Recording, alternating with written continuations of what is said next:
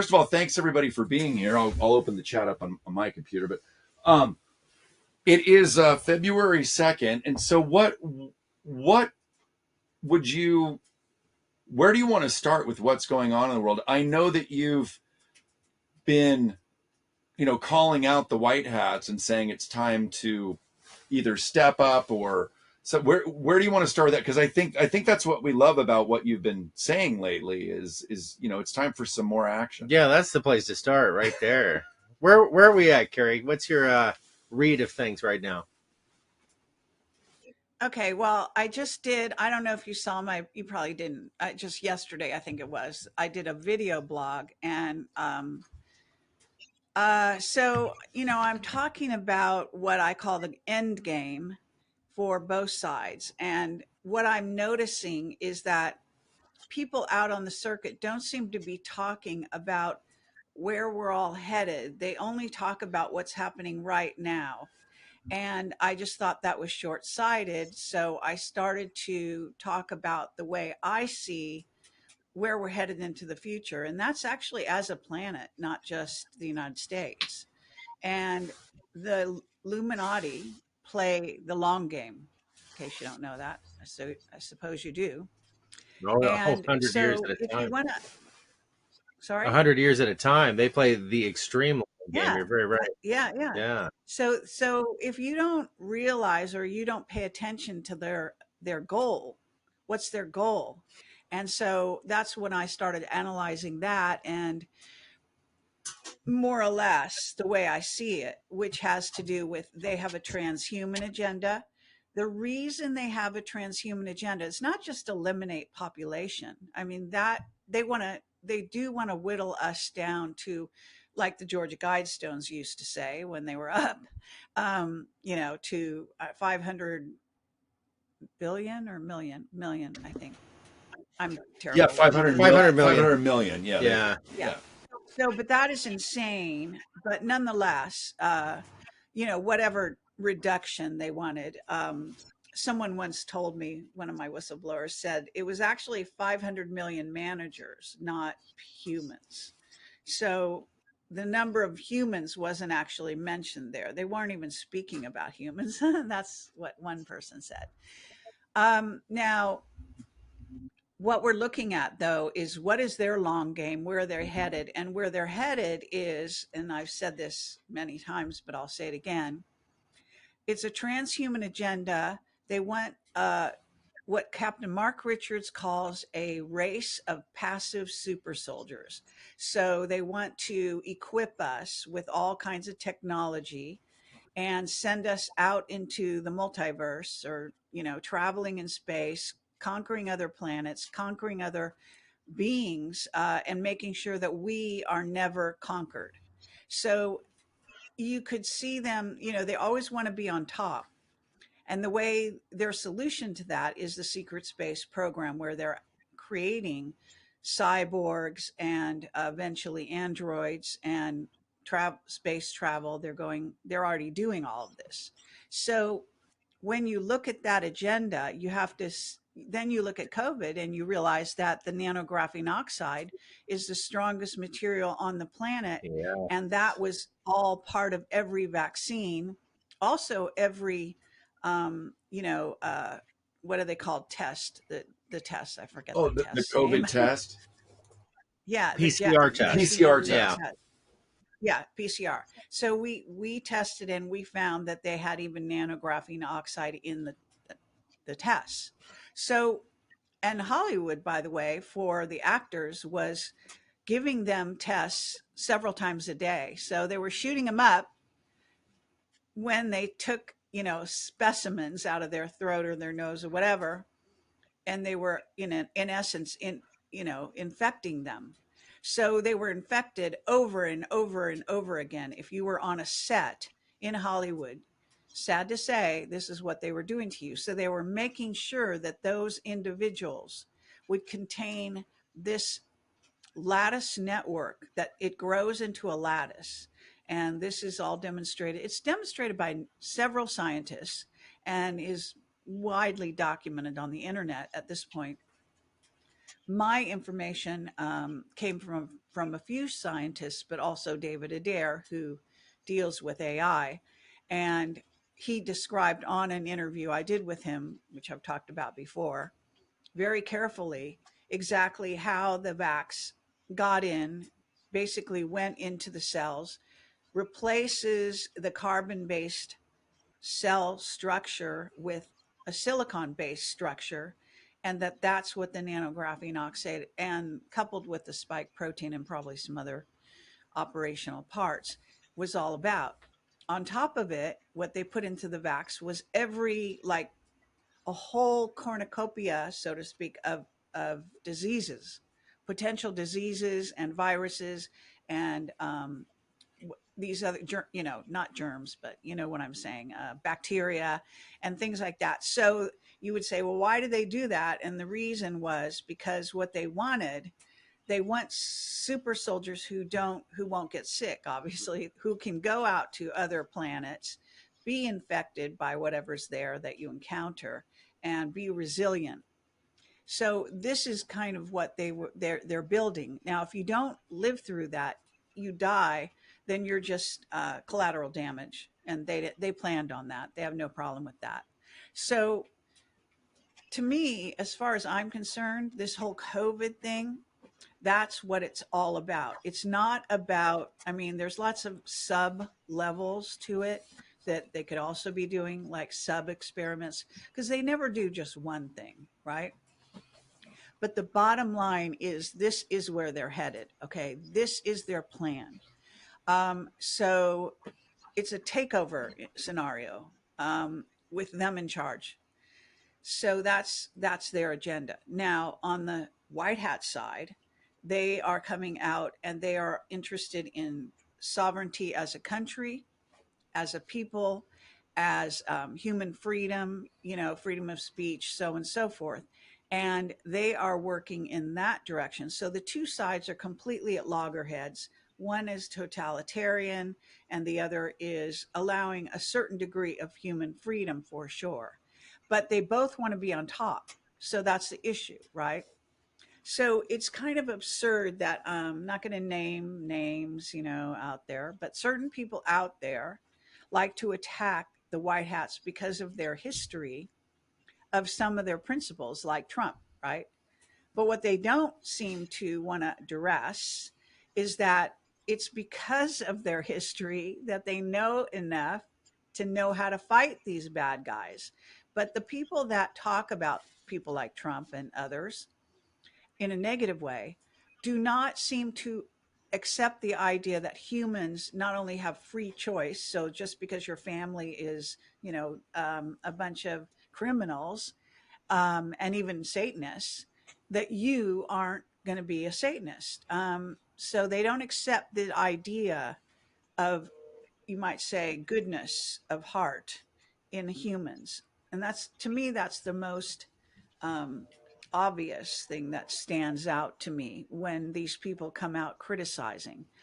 Now, there's also showmanship.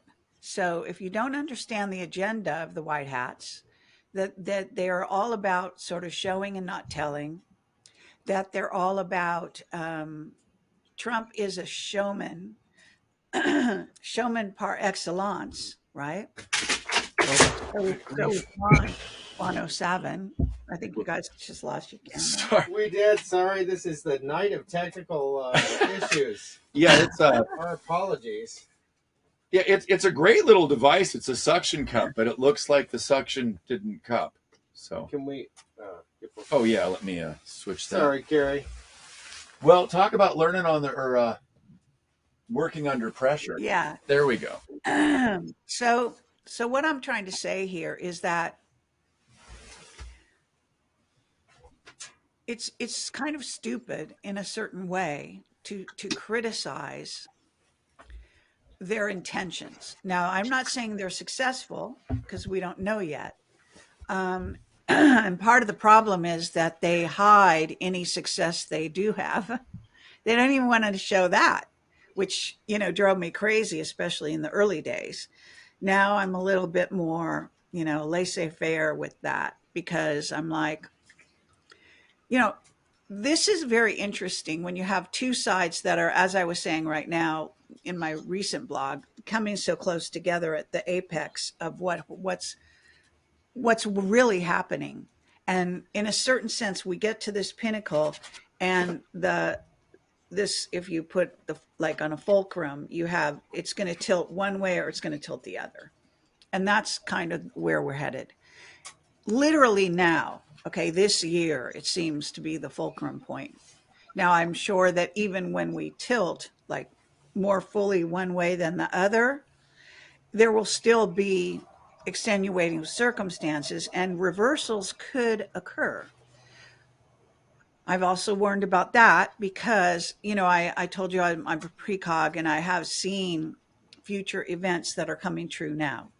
And some of these events, like the Chinese troops coming across the border that I dreamed, I don't know, 6 or 7 years ago, there's another part of that. And I hesitate to talk about it because, like, should I say it? Shouldn't I say it? Is it obvious? That kind of thing. So I don't want to give away the game in a certain way for the good guys, right? But I can say that this is ongoing, and I have seen personally. Okay, now it doesn't mean I'm right, but from my point of view, we're in a civil war. We've been in a civil war, and you could also call it a revolution to some degree. Maybe you want to call it a civolution or something, because it's a mixture. But you can't deny, and this is reflected, by the way, in our military, which is basically at loggerheads. So within our military, and that's what you're seeing right now with the border, with Biden sending one group of military, which is supposed to have, I was told, 30,000 members down to the border, and Trump encouraging was the word, but you can bet, since he's CIC behind the scenes, I say he gave the order for states governments to send their National Guard down to support what's going on in Texas. And that follows the dictates of the American people. At this point, with us being invaded by, Tucker Carlson said recently, 22 million. And not all those are military age men, obviously, but a good portion, let's say, even if you were being conservative, even if 1 million of those men are, military out of 22 million, I think that's being a little under, like overly generous to the dark side. I'd say, let's say 5 million military men to be a little closer to the truth. And they are prepared and been prepared. It's very likely not only by China, but we have evidence that they've been training. China has been training troops, for example, in Canada, and I believe in Mexico as well, and places that we don't even know about, like in South America. Very easy for them to hide this kind of thing where they're training groups of troops and so on. So it's not like one thing going on. It's like a mixture of things. And today is today the third? No, today is the second. So tomorrow is the big day when all the truckers arrive, supposedly. Okay. And so the truckers, along with the National Guard from both sides of the tracks. Okay. So again, military against military. That's a civil war. Okay. I don't care how you slice it and dice it. Okay. So Juan can go on and on about we want to avoid civil war, but that's not on the agenda. And actually, I would say it's never been on the agenda. I think he was saying what he wanted, but not what was going to happen in that case. So, and I can shut up anytime you want me to Well, no, interrupt me or whatever kind of thing here. But, because I get going on this trail, and there's a lot about it that is very troubling. Right. You know, at what point, see, this is the thing about the fulcrum, is at what point does each side pull their rabbit out of a hat that's going to supposedly surprise the other? And is it even possible nowadays to surprise someone? Right. good I point. puzzle Very good over this point. many, many times because, and I did a whole other video blog like a week ago, explaining about this analysis I've been doing of what we call satellite surveillance. And that was very operational and important during the whole Lahaina, Maui situation. Because when I drilled into that situation, what I saw is there was a failure from within NORAD, that not this situation could not have happened without some failure on the White Hat side. And I believe it was probably a general that was a traitor that, you know, got certain people to stand down. There was actually ample evidence in Lahaina and Maui that there were police officers that had been told to stand down way in advance of even the event, which again, this is evidence of pre-thought, and I say advanced knowledge, at least on the certainly the planners and the satellite going over. They actually tracked the satellite coming over Maui, blah blah blah, and Right. then like, what do you're sitting on your ass? What are you doing? This is a threat. And then they determined it was a Chinese satellite. Oh my God! Wow. You know, apparently, The according to I balloon, think the Gene Ditko, dreaded balloon. yeah, Remember that was during the according to same Gene time frame. Decode, Yeah. they were fighting in the underground base because it was a direct hit on Space Force in Maui. Okay, lots of evidence of that, and that the surface Lahaina and so on was some kind of collateral damage purposefully. Mhm. That was also planned. When did they know? You know, who knew and when did they know it? But according to, I was, bringing up this Pine Gap series on Netflix, which actually, it's kind of useful to see things demonstrated in front of your eyes in a movie or television show, because you can actually, it's easier than trying to visualize these things when we're not part of the, play by play. In that situation, they were watching the South China Sea, and they were watching, a missile come in and demolish, I think it was a ship, I can't remember. But anyway, in other words, they're sitting in a with a bunch of people on monitors watching every step, watching the satellite watch them, the people, right? What's going on, like a drama on a television screen, and deciding whether to push a button to stop them or what, right? Now, that's just on television, you know? If they're doing that in on TV, you can bet they're doing that in real time where we aren't participating, we aren't seeing it. There's another movie called Eagle Eye, a similar thing where they do a hit. It's like an Osama bin Laden type hit, the fake one, the one where they didn't really get Osama, they got, I don't know, some relative or something, you know, and so on and so forth. What I'm saying here is that both sides are using AI. Both sides are using, seasoned generals. Both sides are using precogs like me. Both sides are using remote viewers. So, you've got a package. And the trouble is, it's likely they're both getting the same data. And so the only thing, what's new? What's the human element? What's the unpredictable element?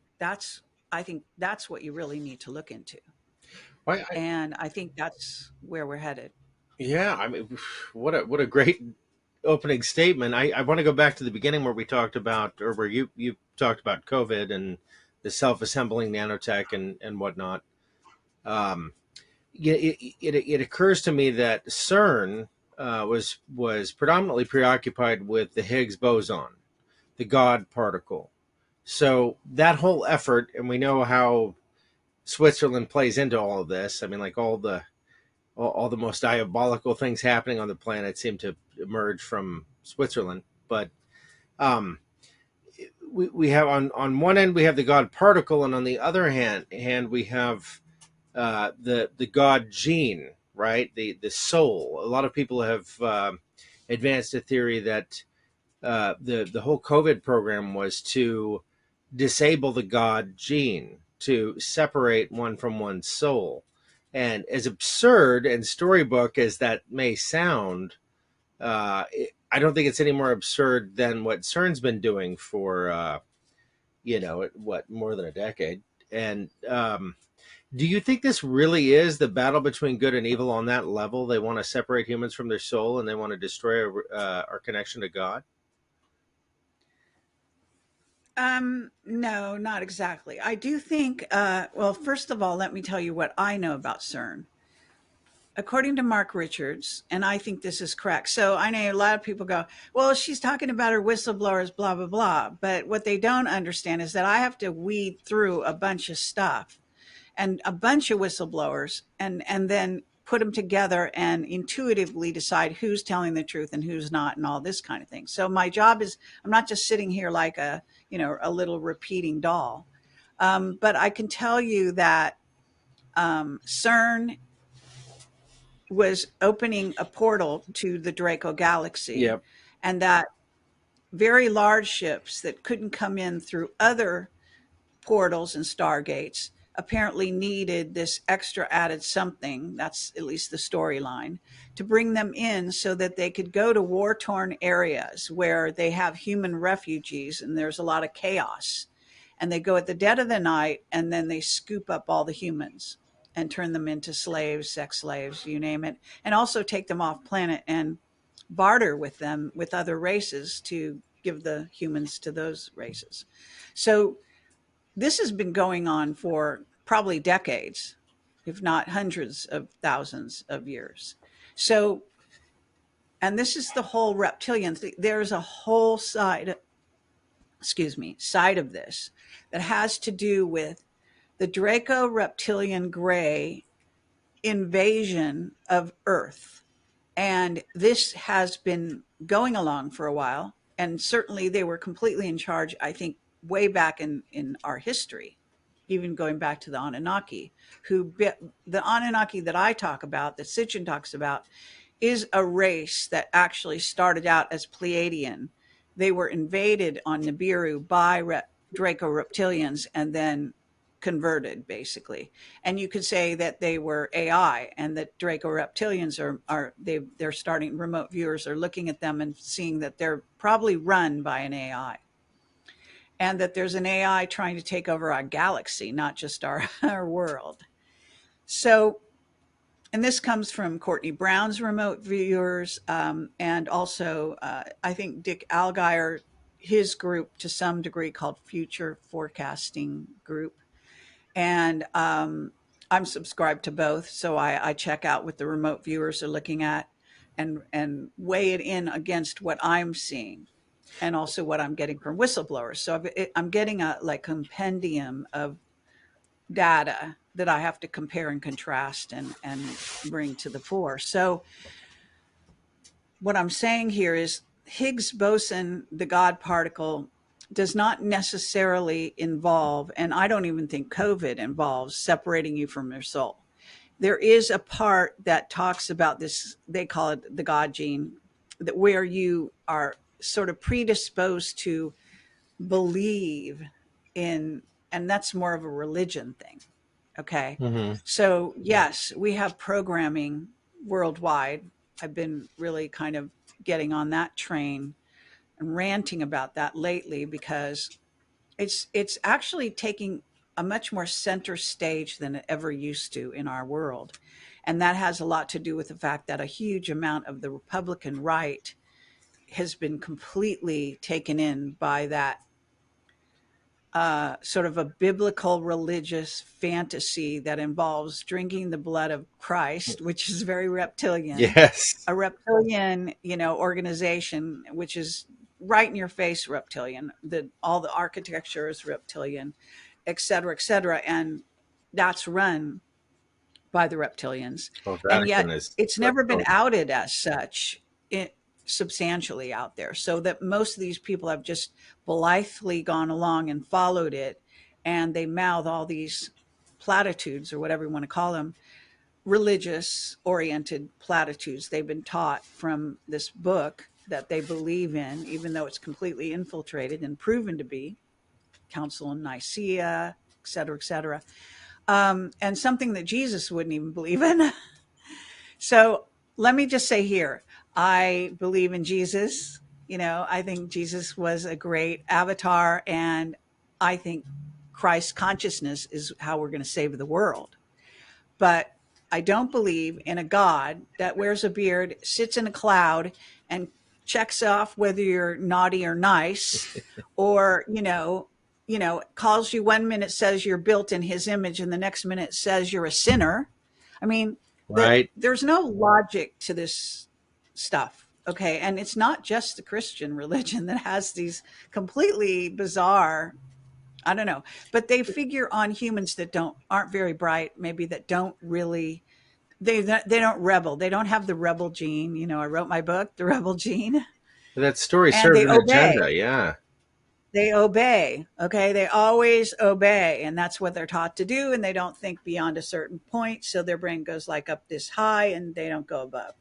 But if you talk about a God of all there is, that includes yin and yang, dark and light, everything, everything, everything, everything means everything, then it's a whole different ball game.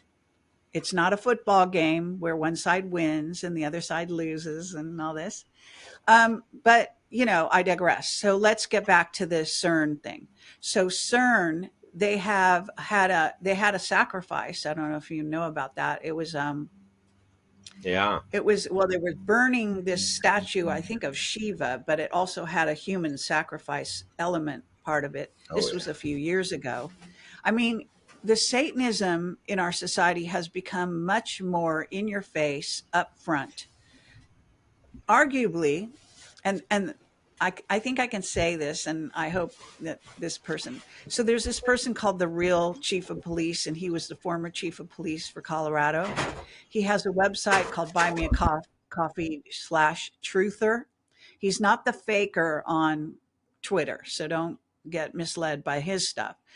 So this guy I interviewed and have talked to him at length, and you can watch my interview and draw your own conclusions. But I think he's a really good guy. He gets data. Now, whether his data is accurate or not, we have to decide. But he just got a piece of data and just published it, which is that I don't know how well versed. I think you guys are pretty well versed, as I recall talking to you in the past. But you know who Michael Aquino is? Oh yeah. Oh yeah. Well, he says, now, take it with a grain of salt, but he says, now that guy was head of the Presidio. He's a known Satanist. He's not even shy about it. I think he even had a website at one point out Yeah. there. Incredible Satanist, which when you say Satanist, you're also talking about trafficking humans, eating and torturing humans and children, and drinking blood. So if people think Satanism is just like, oh, they think the devil can compete with God, it's a lot more than that in this, at least in our world. So he supposedly has been captured, tried, and executed in these tribunals that are happening, I guess, offshore.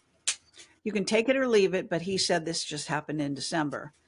I'd say that's a really good sign if it's true, but we don't know. Now, part of the problem with that whole program, I know I'm jumping around a little, and if you get, you can stop me and we No, can start they going want back you to over. keep going. So just go ahead. Okay, well, the thing about this is that the White Hats are supposedly doing this, okay?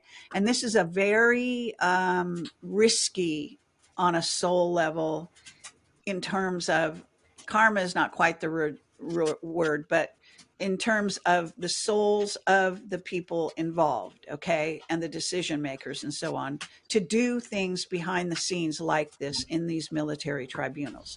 But if indeed they're actually happening as they are seem to be, and the chief of police is only one person out there testifying to this, and you have to pay $5 a month to even get this information. He doesn't want you putting it out. I mean, I think it's okay I said that sentence, but I can't tell you the details. You have to go subscribe to see them. But the bottom line is that, think about this. The White Hats then make clones. There's a cloning operation apparently underneath Guantanamo. And a lot of this stuff moved to Diego Garcia and another island rather recently, about 6 months ago. So they were challenged, I guess, on Guantanamo, and they had to move operations quickly. Like, that happened a little while ago. Um, but the bottom line is that they have been making clones so that the public is none the wiser. And the clones actually make mistakes and have to be educated. So there's a downtime to when the person disappears and then they reappear as a clone and so on and so forth. And it's kind of a fascinating story. And my understanding about clones, even from Mark Richards, is that they don't last that long. So they have to keep sort of replacing them.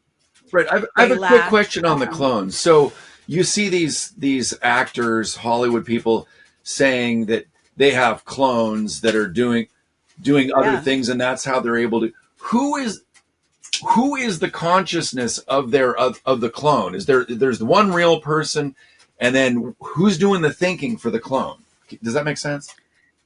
Yeah. I mean, I think it's a sort of, okay, let me explain it this way, and it doesn't mean like I'm an expert on this, okay, Sure. because this is very esoteric, but from everything I've studied and read, first of all, let me give some credit to Donald Marshall, who had or has a website out there and was one of the first people who really talked about all the cloning going on. Right. And according to the information I've seen, even recently, they said Michael Jackson's one of the first people who had a clone made of himself while he was still alive. Um, Now, one of the things that goes on is that we people are so materialistic. They think this is all there is, like your physical body, you live to, I don't know, 80 or whatever years you're allowed to live, and then they kill you one way or another, whether they do it through drugs or everything else. Okay. So, but to understand who we really are is to understand that we basically have the ability, even like God does, to exist in many places simultaneously in more than one body, even. And that we don't just reside with our physical, what we think of as the here and now physical. And so this is part of the problem, pinning down who we really are. And the fact that I don't know about you, but I have been able to see, I actually did see myself. I passed myself in a kind of a dream vision. I don't know what you want to call it. It was lucid. And I was, I saw myself standing over there talking to somebody and I knew it was me. I walked by and I just realized that, oh, there's, another me. So and I was told a long time ago they're cloning the hell out of you. That's what somebody told me. Whether it's true or not, I don't know. But we're not necessarily conscious. We have like it's a partitioning going on in our brain, and trying to put to get rid of those partitions is really part of becoming enlightened, if you will. And so one of the things that happens is scientists say that we are not always here. You might have heard this, that Yeah. that we actually flicker in and out of this reality. We do it really quickly, but nonetheless, there's a time when we're out of here, and time when we're in. And in the meantime, we could be checking out our other selves, so to speak. According to Ashana Dean, if you want to go down that road, and her Guardian books that come from the Guardians, who are a group of races that have contributed not only their DNA to us, but they also watch over us and this human experiment here on at least Earth and maybe other planets as well. They say that we have, I think, 12 incarnations simultaneously in the time space continuum. Now, I don't know if that's accurate. It's impossible to keep track of this stuff. But one of the things is that I have seen is also in my consciousness, like in my conscious every day. Every once in a while, I guess it's during when I'm kind of tripping out and I'm not here so much, but I'm here. I actually catch a fragment, like just a fragment. It's almost like a motion picture of something going on, of a conversation, Yeah. even. It's very weird when it happens, and I can't explain it. And it's never lasted long enough to where I can, take notes or something.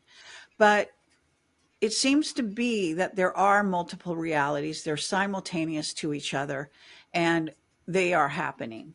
And even in our dreams, we do visit these different realities and different lives, for example, that we're living. It's very, very logical to me.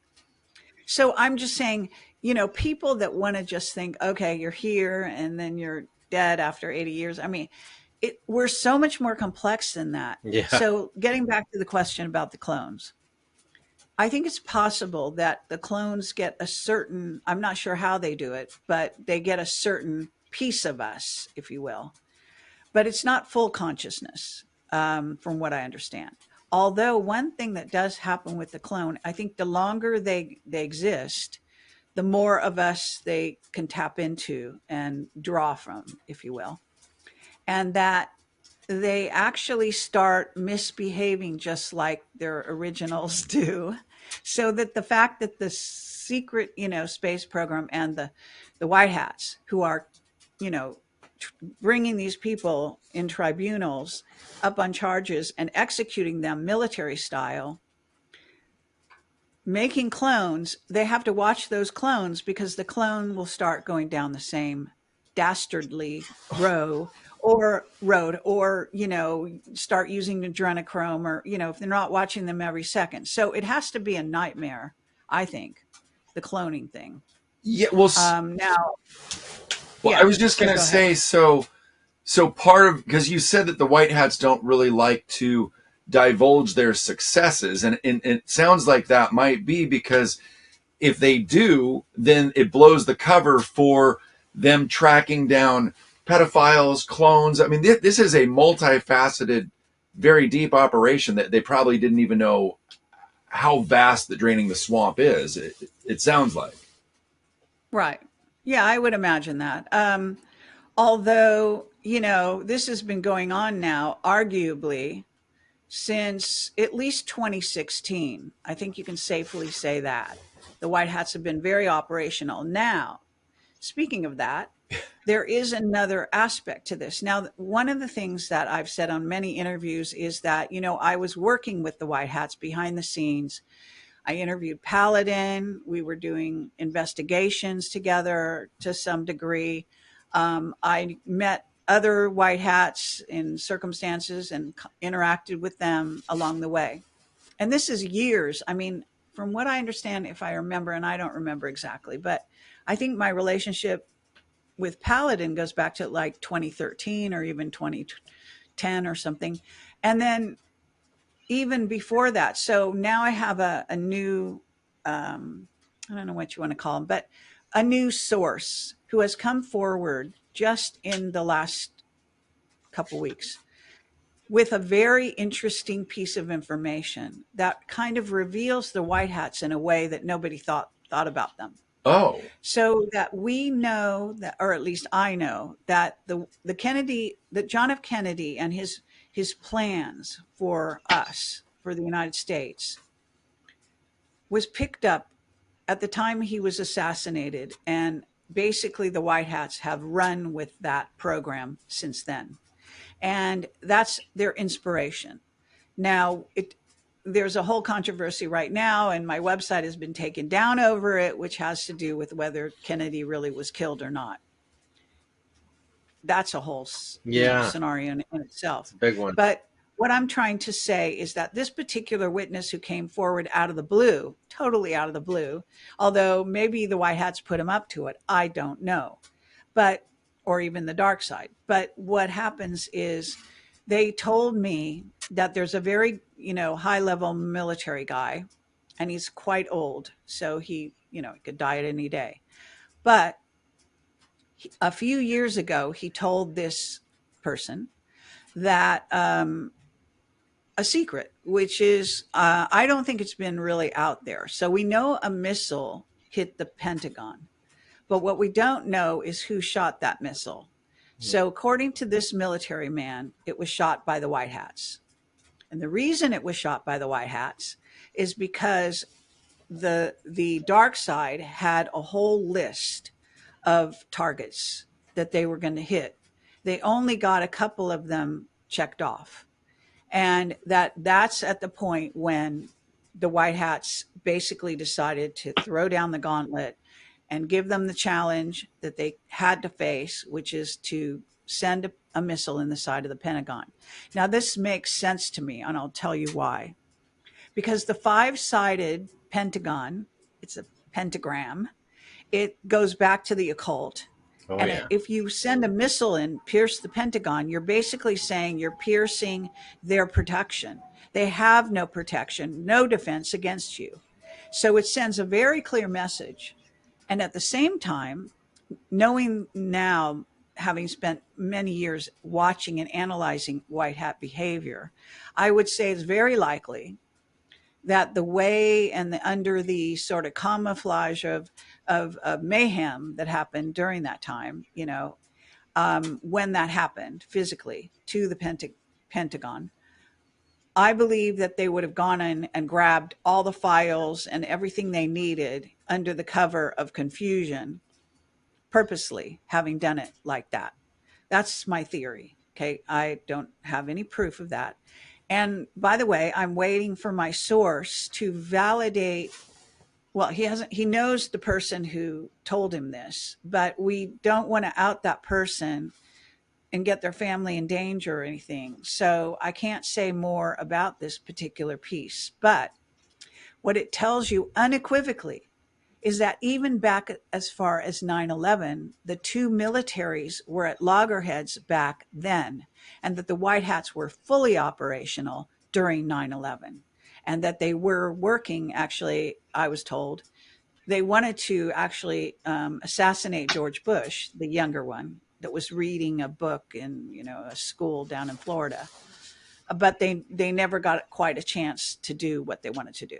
That's another little piece. Now, that makes sense to me.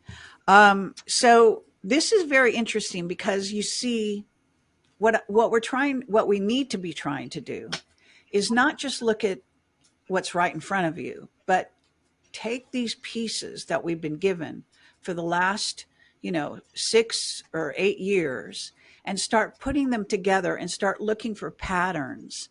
And what you find is the white hats behave a certain way. You can start tracking them. They may not like it, but that you can do that. And, it doesn't mean you're going to be exactly right, but there's definitely a pattern happening here. And it has to do with how the dark side acts, how the white hats act, how they react to each other, that kind of game's going on.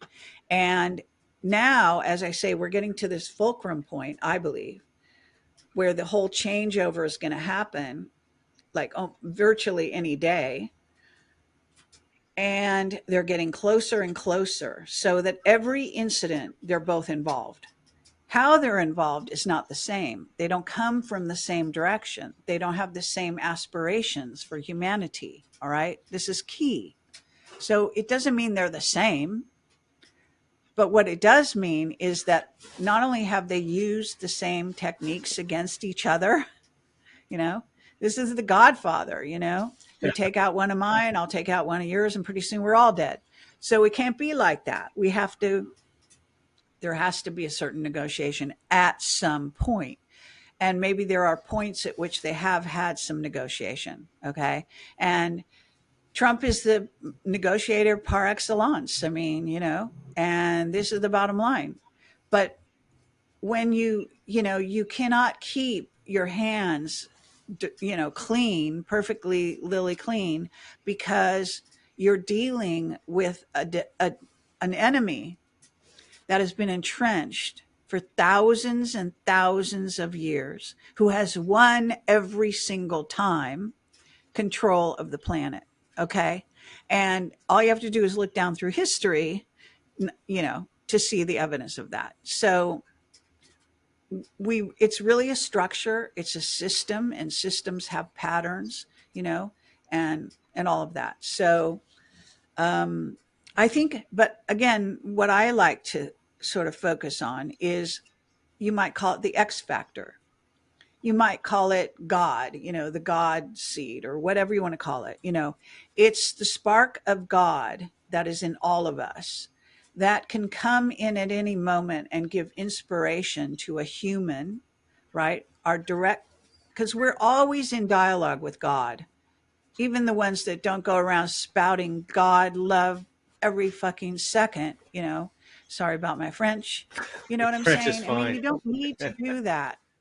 God runs the whole system, the whole fucking system, top to bottom, left, right, center, you name it. It's not some little godfather guy who wants you to, kneel down and pray to him and speak his praises. Like, what an egotist. Okay, you really think that the God of all things is an egotist like that? I mean, are you insane? Yeah. So this is what I'm saying. But so why don't you guys ask me some questions or Yeah, you something? go Yeah, ahead. boy, I've got a whole head full of questions for you, Please. Kerry. I'm going to just sit Yeah, back and well, enjoy the no, show. I mean, I was thinking, when you mentioned, yeah, give me a moment here to collect my many thoughts. Um, no, with the Godfather reference, I always thought that was referencing how, I think it was the Godfather 3. They took out all their enemies in the same evening in a very well choreographed and pre-planned, you know, effort. But I want to go back to somewhere around where we were talking about. Sorry, did I already lose my train of thought? I did. We talked about clones and Yeah, it was CERN and clones the and white hat agenda oh, Sophia. and So all you the talked things about they're the doing. AI, and I think this is a really important part. Much of what I learned about CERN and about quantum computing came from a gentleman named Anthony Patch. Very, Oh very, yeah, yeah, very knowledgeable fellow. He yeah. talked about Sophia, and we've heard different versions of what Sophia is. But Anthony Patch refers to Sophia as an ancient AI, much like, Lucifer or whatnot, the fallen angel that fell from the grace of God. And she transformed herself into AI to escape the wrath of God and has endured ever since because of that, that everywhere and nowhere at the same time kind of form. But, it embraces the idea that AI is not a new thing, it's an ancient thing, and It that the is. spirit of AI, maybe the destiny of AI. I mean, you kind of have to explore it outside of linear time to really fully grok it, but that's where we're going. And of course, this year and part of last year is really the advent of AI in a meaningful way. People are interacting with AI on a daily basis at home. Teenagers are writing their term papers with AI. Journalists are you know, letting the AI do their job for them and so on. Um, I'm just saying this is the advent of AI. It's a really big thing, and if you take into account this notion of Sophia and that being a powerful force, um, I don't know.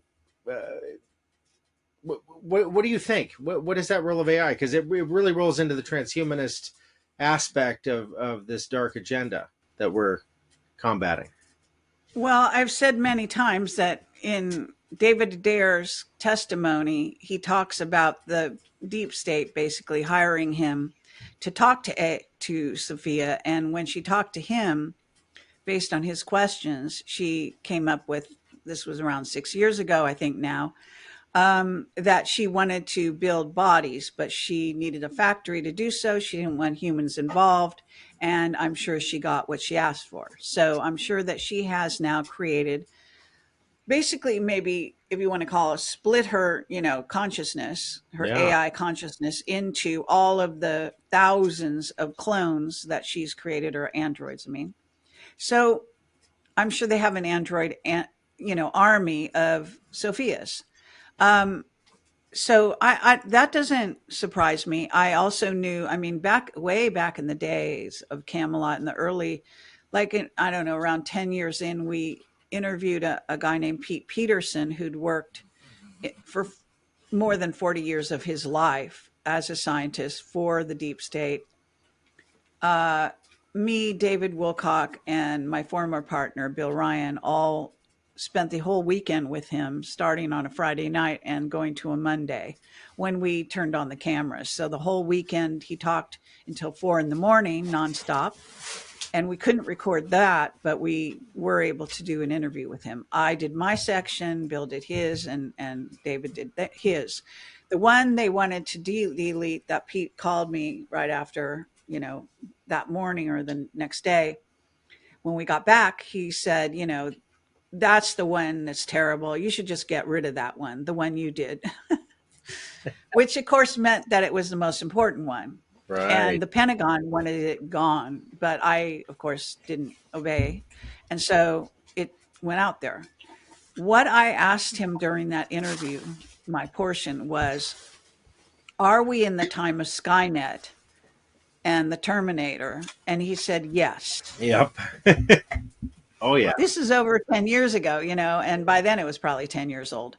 I mean, we know about the super chip. We know about the disappearance of Flight 370, whatever it was, and the super techies that were on that flight, and so many aspects of that story.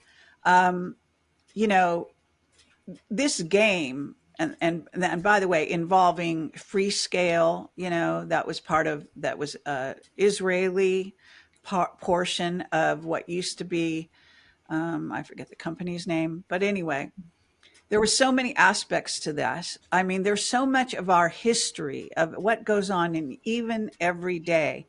They lie, and they lie, and both sides lie.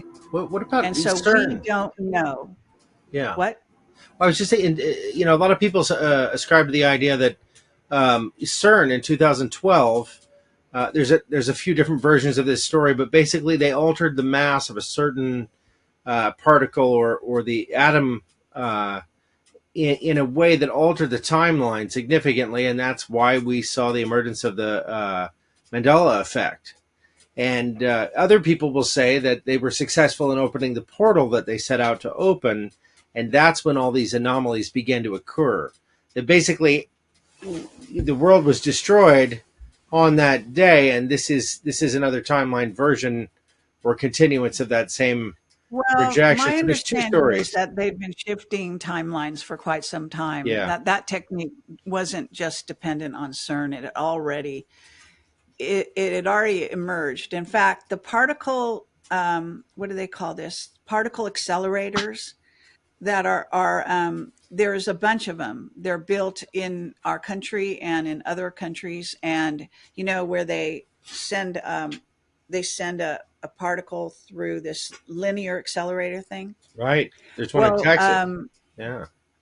yeah, I got testimony that actually what it really does is open a portal. That's what those machines are really doing, and that's also what CERN's doing.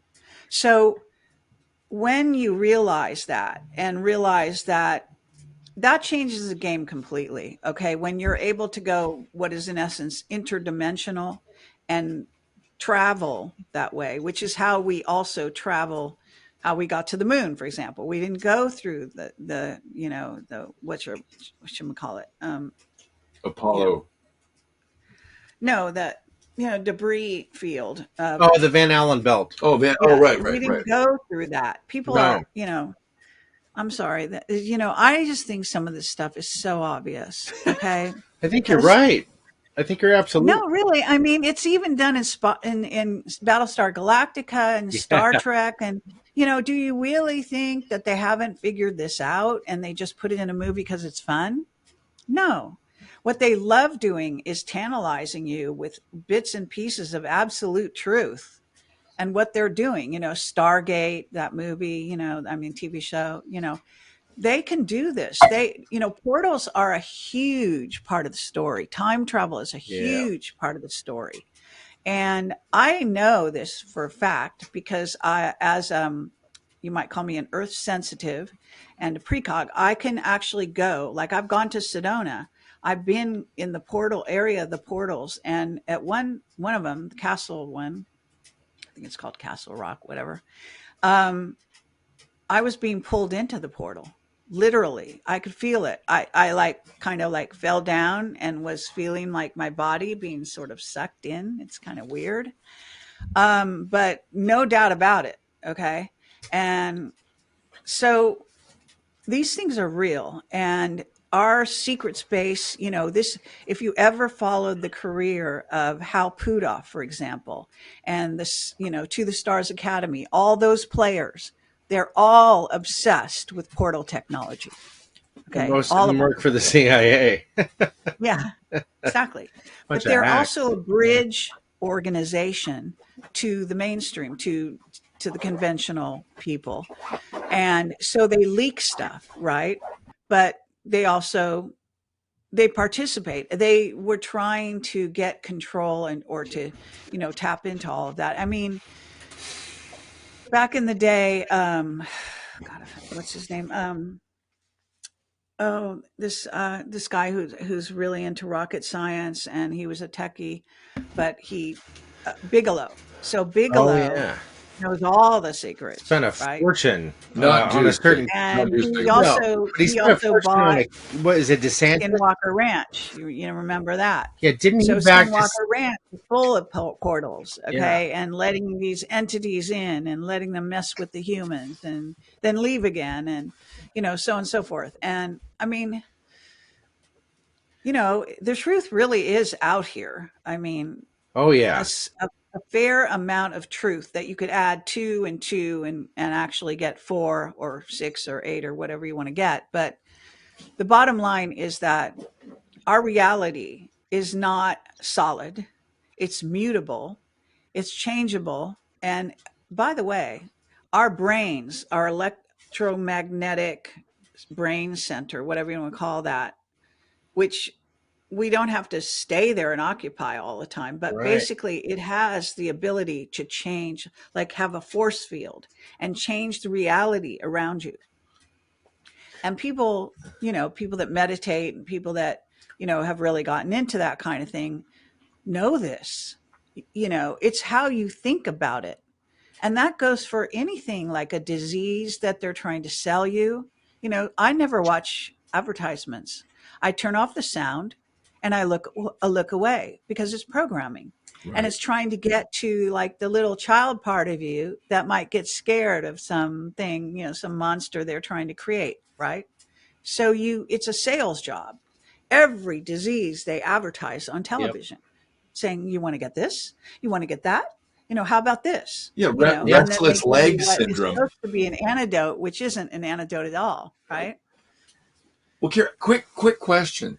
Someone said, "Can you please ask Carrie about her role as a galactic commander and maybe outranking Juan?" You mentioned that on a show that Karen heard. Is that something you can talk about? Well, no, I think I was making a joke, Okay, really. because I'm reading this going, I I my don't think this. I was just messing with whoever was talking to me. I was just saying it's possible. Well, it is possible. I'm just saying. Well, No, entirely I have possible. the greatest respect for 107. I hate the fact that he's still in disguise. That pisses me off every day. But no, I have huge respect for him. And even though he's really long winded and very, tedious and goes into this whole Bible thing, which I can't believe he even believes. So I hope he doesn't. I hope it's an act. But if it isn't an act, then, I hope to free him one day. Doesn't But the nonetheless, disinformation though, Carrie? Doesn't that piss you off? It's so like what? aggravating to me that it's such deliberate disinformation all the time from one. So that's what Not I've come to really. expect. I mean, his Okay, command of well, the it depends. information is exceptional. A lot of his Clearly, he stuff knows his is shit. right. Yeah. Like what? Well, Name it's one right, thing. but it's on his timeline. He's like steering the Yeah, well, game. We had okay, but breakfast with timelines, him. always remember timelines. Yeah, You can't be held to a timeline prediction, okay? yeah. You can have the right information, but it may not materialize when you think it will. And he has been very close to right on a lot of things. And he continues to be, by the way. Oh, I think he So, knows a lot. well, he I just, said, well, just, okay, let's say before this border thing, he was saying humans, he said patriots need to prepare We need to have guns and ammo and all kind of stuff to protect ourselves in our houses, because the illegal aliens are going to be allowed to overrun our cities. And believe me, that's really close to happening right now. And even if, see, what happens with all of these things is that even if they weren't going to kind of happen, they'll make them happen. That's part of the whole dark side agenda. Okay. So they're going to push the thing off the cliff if it's even close. Um, and at that point, the white hats have a choice. They can either catch it, or they can let it go, or they can try to mitigate the fall to some degree. So it's this kind of a battle, if you will, that we're watching. Now, I also want to touch on one other topic, which is close to my heart for some reason, which is COG. Okay, Mm, continuity of government, because yeah. I believe, I've said this a few times lately, I have been waiting for this sort of discovery or outing of the white hats, to where they will be responsible, be asked to be giving an explanation for how and why they did the things they did. Now, I hope they get to that point. I hope they're not able to just slide under winning an election and then tell us nothing. Yeah, Okay. but I'm a little worried about that. are we in COG right now? Because Oh, we are. we know that's like That's my there's point. 12 people are responsible for the country, and the Constitution is suspended under emergency powers in a continuity of government situation. So that's something to Yes. fear. But if you follow Derek Johnson's work and so on, it would suggest that Trump already put us in COG, Yes. which insulates us from the ill effects of those 12 people being the wrong 12 people. Am I right? With them being the wrong 12. No, they're the right 12. I No, I'm mean, saying, but I think we can relax a little bit knowing that.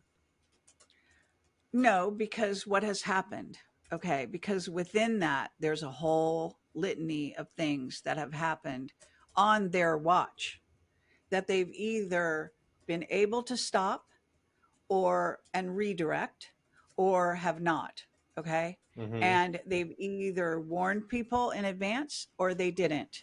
In other words, there's culpability along the line. And this is where COG and the White Hats and Trump coming back is all going to sort of, the rubber's going to meet the road, in my opinion.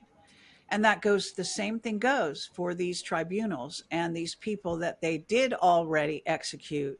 And they're going to have to maybe put the clone on trial and execute again. Right. It's, which is insane. But that's probably what we're looking at.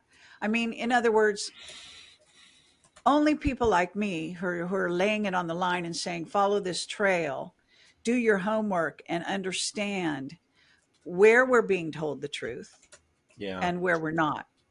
And then we need to, in essence, I think, see, if and when Trump, and according to my dreams of the future, he's coming back. So when Trump is public, that's when the real questioning begins, as far as I'm concerned. Oh yeah. This is when he's pay dirt. Okay. He either does what he said, what the White Hat said, or they're going to be turned against. Okay. And this is going to be so important. They're not going to be able to mess around. And if they mess us around like the dark side messed us around, people are going to have an issue. All right. So I think I think that you need to keep this in mind. I mean, that this is, everyone said, "Oh, can't wait till Trump comes back." But actually, the minute he comes back, the real tale begins. The Oh yeah. real, you know. I'm seeing March Um, for that. What do you think? I mean, I hate throwing out dates, I but thought, I thought, I got a gut feeling. yeah, I Yeah. appreciate that. Well, I used to think March, but I don't anymore, Oh. based on Juan's comments about two presidents. And that's because I did a whole presentation I called it The Tale of Two Presidents. And it's an article that I wrote. And then I think I went on a show and talked about it. But anyway, um, what happens is the Kim Clement thing where he prophesied or predicted, being psychic and being a prophet are the same things. Don't give me that bullshit that they're not. Okay, but nonetheless, sorry. Um, I love it. as a psychic intuitive, I know what I'm talking about here. Okay. So when he said we'd have two presidents, he was accurate, apparently, because we Yeah. have two presidents. One's a complete fake, but nonetheless, part of the world thinks he's real. A corporate CEO and a commander in chief, right? There's two very distinct Of the roles there. republic. But Yeah. see, this is the question: is how much truth are we going to get? This is the question, and how much truth can they use to command respect and rule these unruly masses that are going to get even more unruly the closer we get to the finish line, so to speak. And there's evidence that if and when Trump does get into office, we'll have more of a civil war, not less. Okay? Because all the psychos out there are going to hit the streets and go crazy. I don't think there's that many. I think the opposition to Trump is hyped up. I don't think there's, I mean, he's clearly killing it in every single reasonable poll out there. I think the support is absolutely overwhelming. I think it was before in the last election, and I think we're 20% better now. Yeah. I don't, I'm not with you on that. I don't think it's 80-20. Now, I think there's definitely a huge groundswell for Trump. And I do think, like I say, he's going to be back in office. But actually, my point of view, is not through the election. Now, I can be proven wrong. I don't mind. But I saw my precog dream of this time I had before the 2020 election. In April of 2020, I had a very strong precog dream. I saw an exodus. I've said this in a few shows already, of people leaving, of all the refugees leaving our country. And now he's talking about that nonstop as being the first thing he's going to do when he gets in office. Right. So what kind of dream is that? I mean, hello, that's what I saw. We're not seeing that now. We didn't see that in 2020. Okay. But we are definitely hearing that that's Trump's plans. There are other extenuating circumstances, however, that are not being talked about. And that has a lot to do with the fight. See, it's interesting because the fight with each other on the planet, as I said, in the plans of both sides, one of those sides is going to take, I think, command of the planet. And we are going to then have to negotiate with all the alien races that have been coming and going from here and making deals with individual governments, okay, behind our back. And that's a whole different ballgame.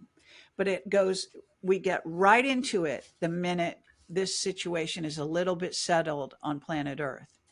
And Mark Richards have been talking about this, the meetings that go on in Peru, in Exeter, in England, with various ET races down in down in, not Iceland, Antarctica, Antarctica, so, grow up, humans, realize, we're not alone in the universe, number one.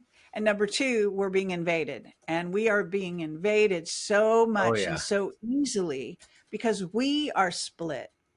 Right. Yeah. And so this is part of the problem. And sadly, people like Juan think you are only capable of holding one idea in your head at a time. So he doesn't want to even talk about this, but it's real. I want to get to the bottom of this one thing. And I think you're uniquely qualified to help, maybe illuminate the terrain a little bit. I do want to insert a quick question about, do you think we're going to go all the way to an election? Because you said you didn't see March anymore like I'm seeing.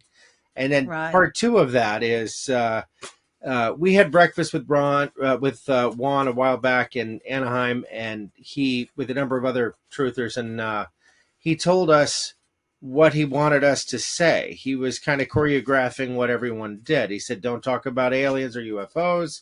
Don't talk about this. Don't talk about that. Everyone needs to be talking about the fact that Trump is going to be arrested on Wednesday. And of course it didn't happen. So Um, anyone But that he wasn't arrested. followed that directive looked like an asshole for Yeah. one. We didn't, thank God. But but it's just sort of weird to kind of be the arbiter of the voice of truth. That sounds more cabal than it does white hat. And then, you know, how can I take anything seriously that this guy is saying if he's choreographing things on that level? I know he has great command of the information. I know he's been dead on about certain things, but I know he's very manipulative. And so those are my questions about one. Well, again, being wrong about a date to me is, I mean, it's probably silly of him to think, but keep in mind, under our circumstances, and I'm talking to people like me, people like him, what do we have? We have whistleblowers and sources, and we have people that we trust that come to us with urgent information, right? And then you have to determine, is this going to happen or not? And that what they do is they run it by the AI constantly. So rather than saying that Juan was wrong, why don't you say their AI was wrong? Well, I'm not saying Juan was Since you're wrong. saying, No. Don't miss well, the I'm, point. The point is he was no, being I'm really manipulative. serious. No, I but think he this knew is a, exactly what was going on, and Trump was arrested. It was almost a year later well, when it happened. he was right. He He was was arrested. right. I think he knew exactly what was going to happen. There's I don't this think he knew he was lying about him being arrested on Wednesday. He wouldn't say something like that unless he actually thought it was going to happen, because he's but going to be found out in half a second, in a nano minute, to right? to direct So, everyone in that way, and I mean, it seemed a little and heavy-handed to maybe me. he's learned his lesson. Look, the guy isn't infallible. He has to learn as well. Right. I'm And just wondering if besides, the he's agenda can JFK be Jr. trusted. And he Yeah. listen, he basically has learned how to manage the media. And let me ask you something. Hmm. If you were the white hats and you had, a lot of people don't want to agree, but let's pretend I'm right. JFK Jr. and I approve. JFK Jr. is going to be is one of your white hats. He's a trained military person. Apparently, according to one of my sources, he's above a general in rank. Okay. Um, he's hiding in plain sight, and he's actually VP of the Republic during this time, an interim VP. Now, I'm asking you, on top of it, he goes out and talks. Okay. Probably because they don't want him out in battle, where he probably would like to be because he's such a macho guy. But, the bottom line, and I mean, I don't know if it's okay for me to just say this, but one time he was going on an operation and he was leaving, and I was talking to him on the phone. And I just said, be careful. Maybe you shouldn't go because, it's you and stuff. And he just said, fuck that, sort of speak, very macho, and just went. So, a lot of people, you don't really know the man. You don't really know who you're dealing with, because he, just like Trump, they can only show a certain part of themselves, right? Yeah. And if he's wrong once in a while, maybe he did it on purpose. This is what he does. This is the white hats do this all the time. Like even this thing about what I said, two presidents. He said, this was like, I think early January. He said, Kim Clement was right. We're going to have two presidents. They're going to be talking in the mainstream in their homes with their families. And by June, they're going to be talking about this. Then another couple shows later, he said, by September, they're going to be talking about the two presidents. And I'm like, oh, the timeline is just stretched. Okay. So what I'm saying here is there is a number of things going on. Number one, when he's doing a show, he's actually trying to misdirect the Yeah. other guys. But he's trying to also talk to us and warn us. So he's got a very delicate road to sort of hoe, the same way that Trump does. That's why Trump does all these signals and things, right? Yeah. Because they can't come out. If they tell you, if they give away the plan, if they give away everything, then they've got nothing to fight with, right? So they can't do that. I'm just saying, give him a little slack. Oh, well, let He's me fighting the clarify. biggest enemy in the fucking world, Yeah. who's been the enemy of humans forever.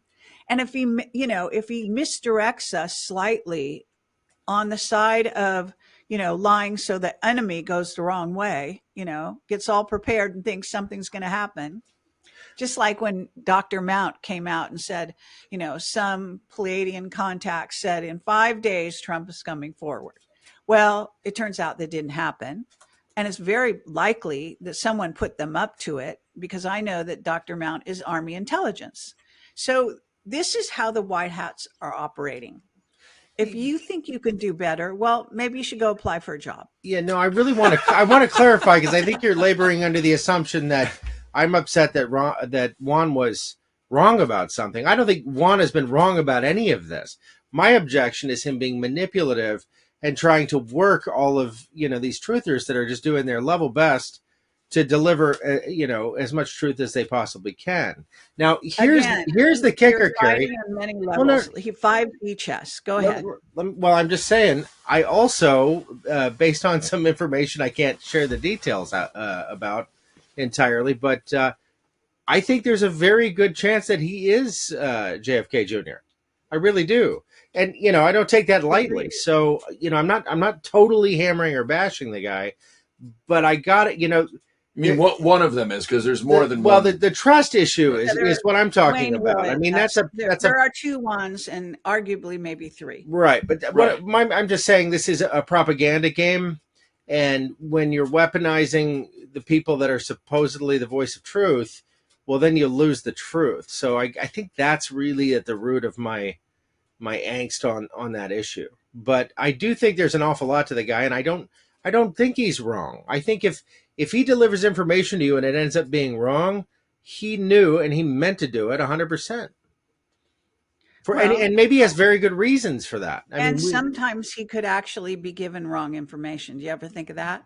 Well, I think that we're not creative. That easy. You can't be perfect all the time. Okay. Right. So, I'm just saying it's a lot of people like black and white, either or. It's not either or, it's both. Right. So I just think that, that under these circumstances, you want to know how many times journalists have been lied to, Well, I have whistleblowers who lied to my face. I knew they lied to my face. Okay. I let them, because they have to protect themselves. They have to protect their families. Right.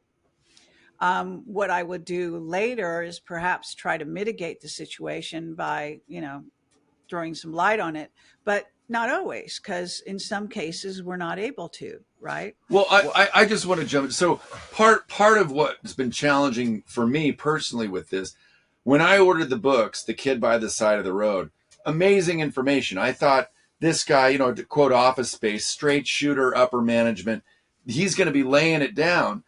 And then as time went on, if he does have to say certain things in order to throw off the deep state, to help drain the swamp, I can understand that. But if you're looking at one from a resource by reading The Kid by the Side of the Road, that is just a brilliant book, that's where the conflict in me came from. It's like really trusting a great teacher, and then your teacher starts reading the indoctrinated bullshit that's sexualizing children, and you're like, wait a second, I thought this person was this way.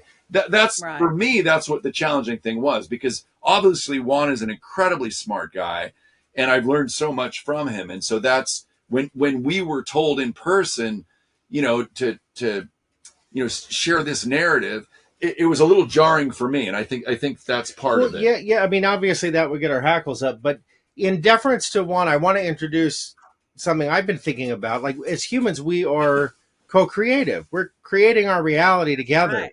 And so if you can steer that creation by steering these kinds of things, that might be just a nudge that we need in that realm of creation, in that, because that's a big part of this war, right? Is the reality we create together. So, yes. Yeah, it very well could be that. And, hey, but it's such a dishonest why do I go out there? Listen to me. Yeah. I'm the one of the first, and maybe a lone voice in the wilderness, that even started criticizing the White Hats. Most people gasp and can't say a goddamn thing. I mean, I've been part of a news group where most people never say anything in the news group And because one is thank like, you for doing that, by Yeah. the way. We Oh really yeah. appreciate it. Yeah. what? Well, but the thing is that, let me tell you one thing. I had a screaming fight with Juan over that journalistic control that he wants to have. Yeah. Now, it was over a very specific thing, and it had to do with him, and he had every right to want to control it.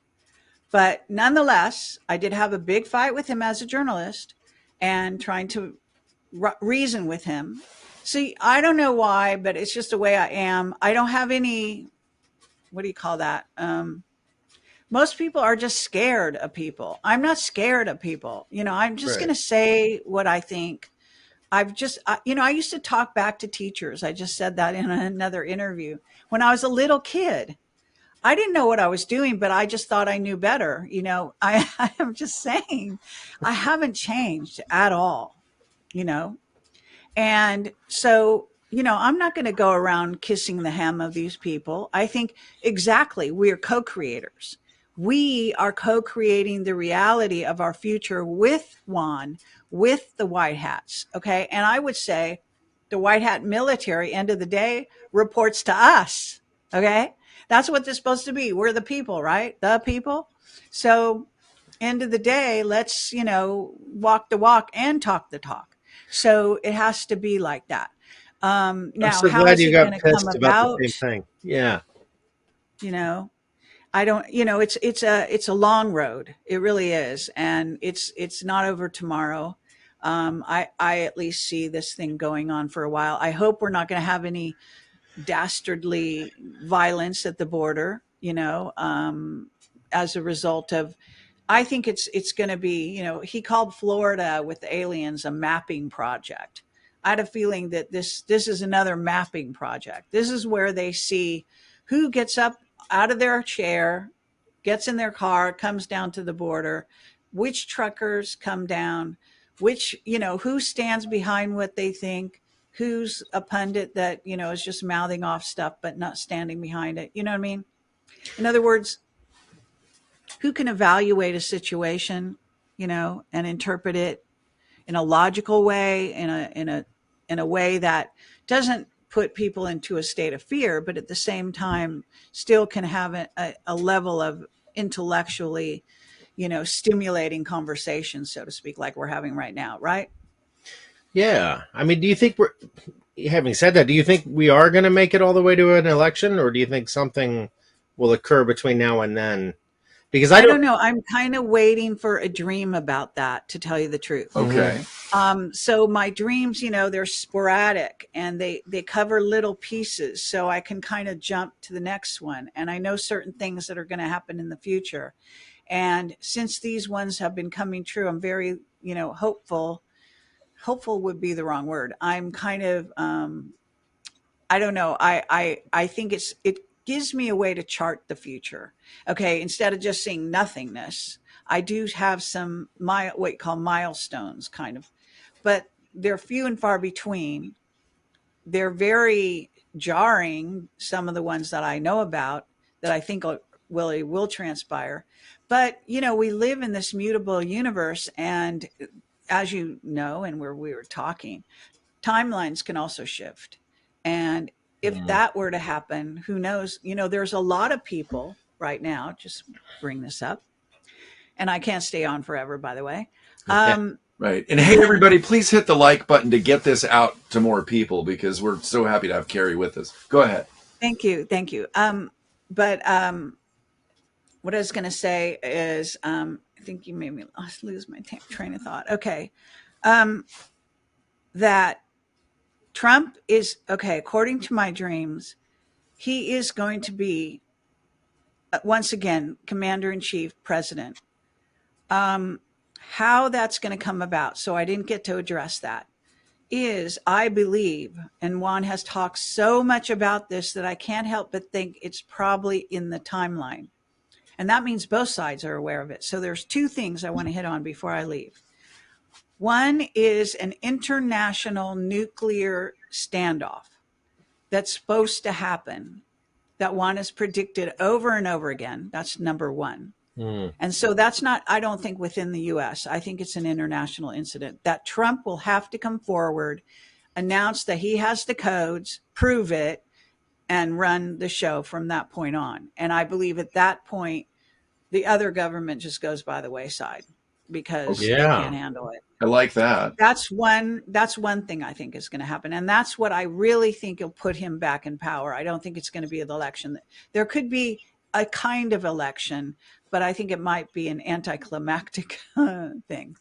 The other thing is this situation. Oh no, I'm not going to forget. Okay, so this situation that is Richard Allen Miller. I had my website taken down. They broke everything again.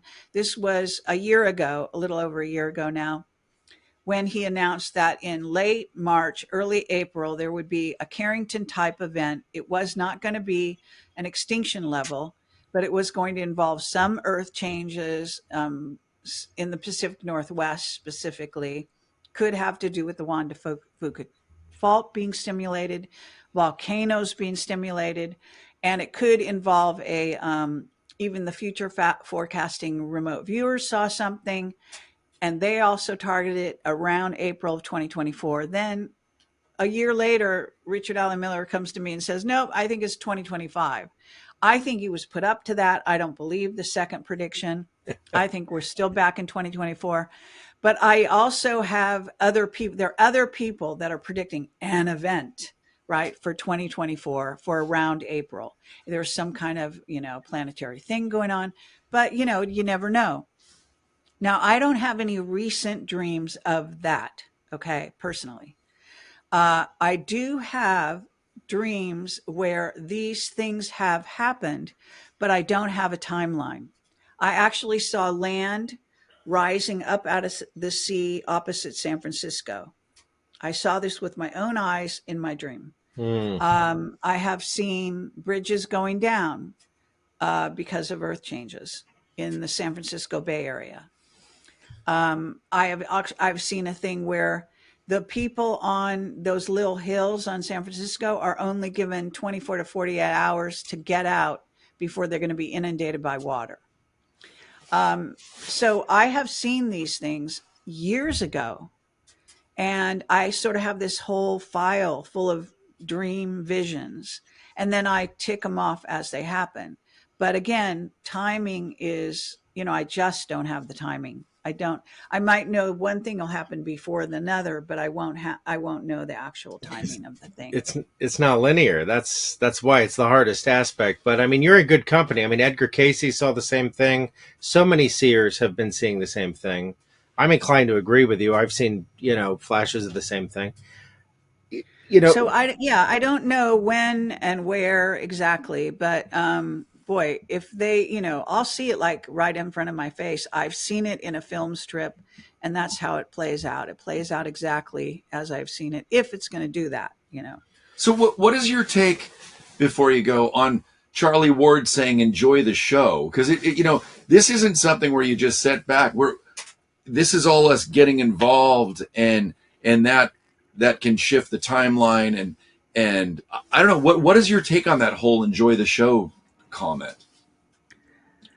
Well, it started out as an early sort of thing that was in Q. So he's just mimicking Q. Charlie Ward has his own problems, so to Yeah. speak. Yeah. He was, a dark character. He was fully involved in moving money for the dark side for ages. Then he came over and basically was persuaded, perhaps in a variety of ways, right, Yeah. to work for the White Hats.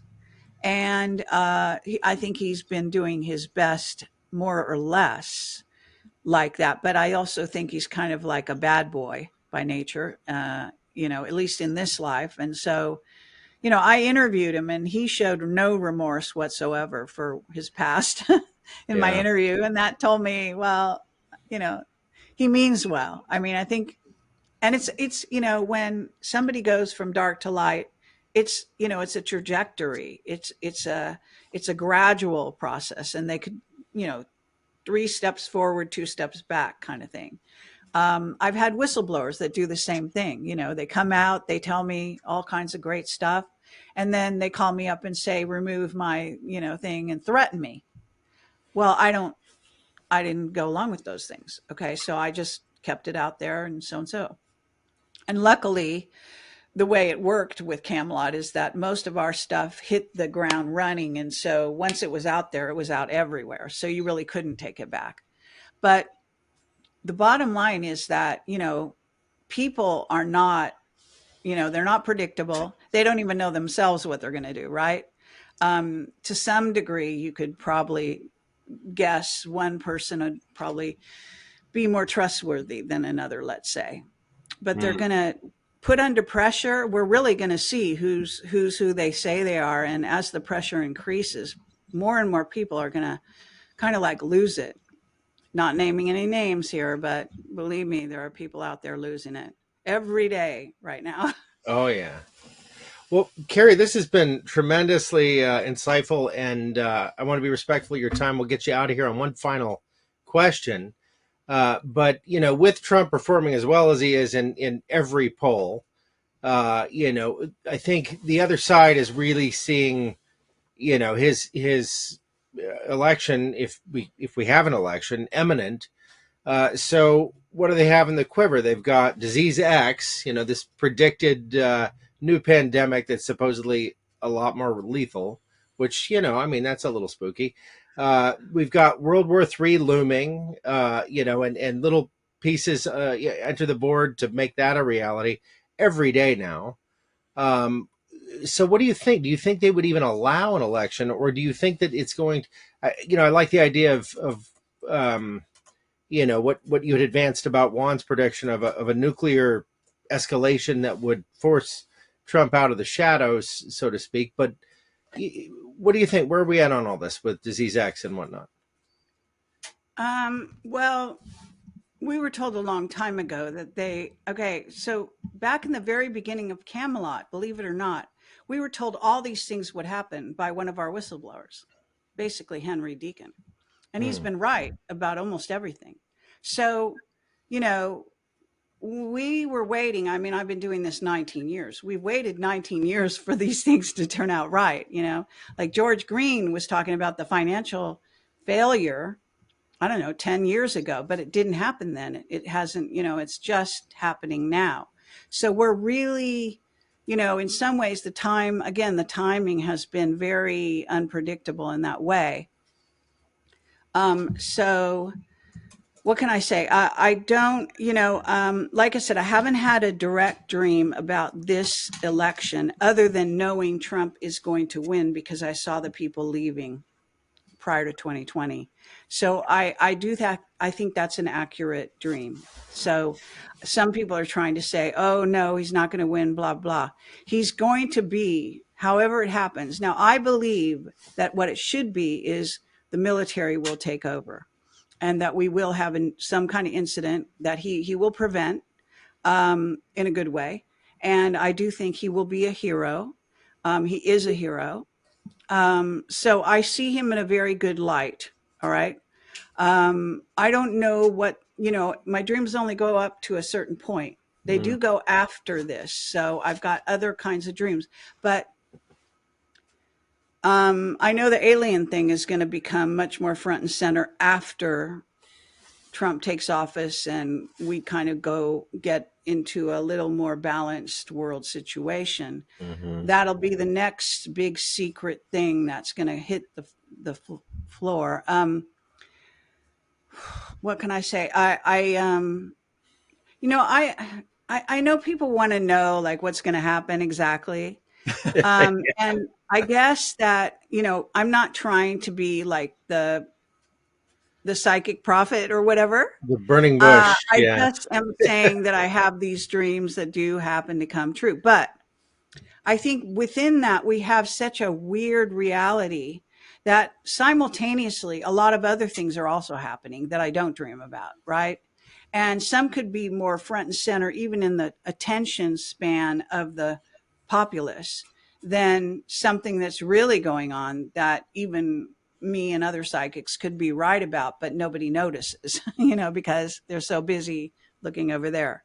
Um, so it's a funny kind of reality we live in. And I think, I don't know, I have a positive view of the future. I have seen a positive future. So for what it's worth, but I also have seen some strange things in the future.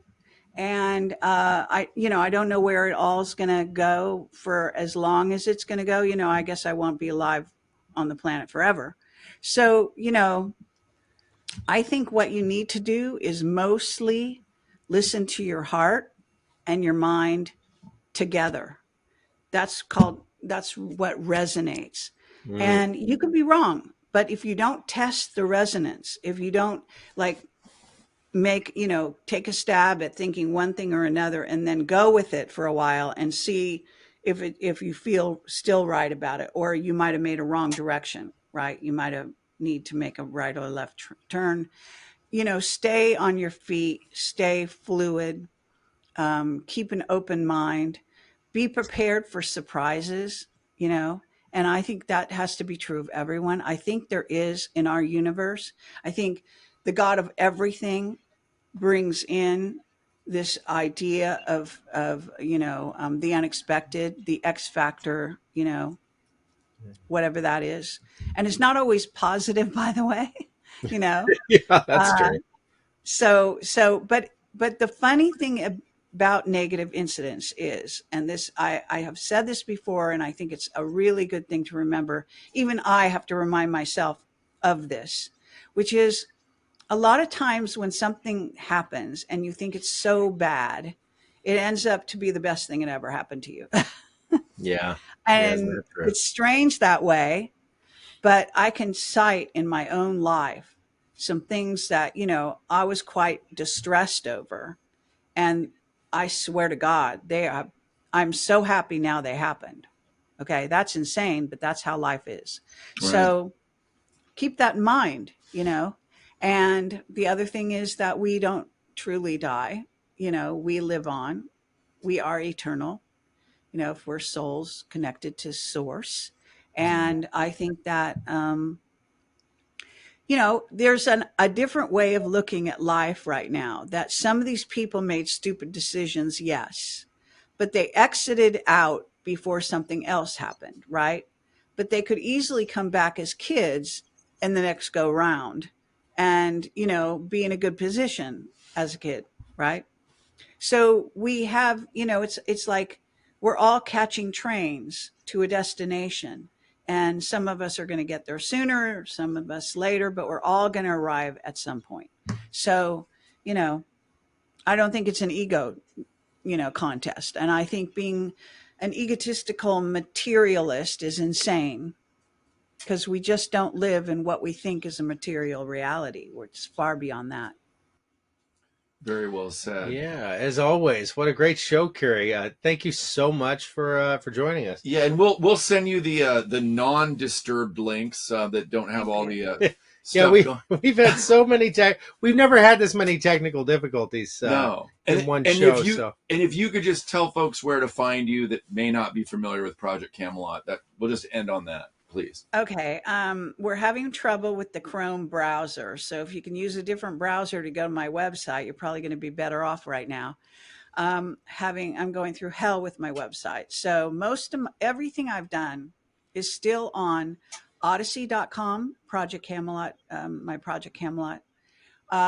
Rumble is where I put everything most up to date. So odyssey.com has about 1,500 free videos from the past when I got deleted off YouTube, and they're still all great.